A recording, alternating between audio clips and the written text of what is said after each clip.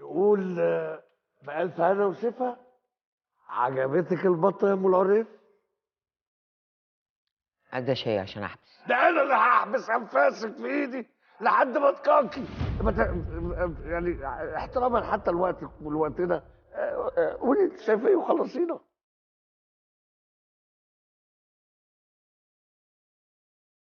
شايف 4 رجلين، يا راجلين يا ستتين، يا حمار ب4 رجلين. يا كرسي مرجيحه، لا كده مش هنخلص، كده هعدم نص السلطنه.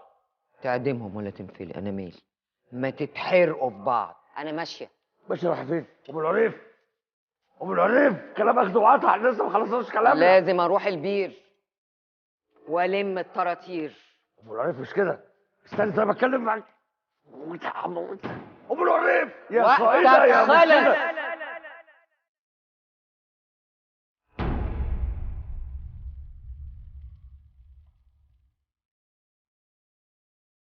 اجيلك حاضر تحت امرك. اتفضلي يا فندم. نعم. ايه ده اللي بتعمليه ده؟ ما تخافش من اللي بينزل من السما، بس خاف اكتر من اللي هيطلع من تحت التراب، عشان ده لو طلع سرك هيتكشف.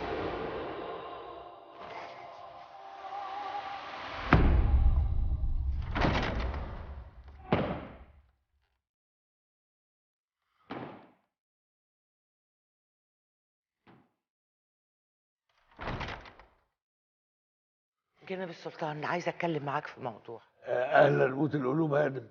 بستاذنك بس دلوقتي صعب لانه مشغول بحاجه صعبه شويه.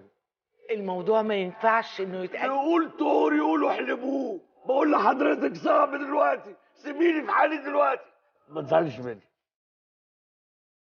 وزير نبيس، امرك يا مولاي. هتلم لي كل الاغراب اللي دخلوا السلطنه من الفجر لحد دلوقتي. اؤمر يا مولاي.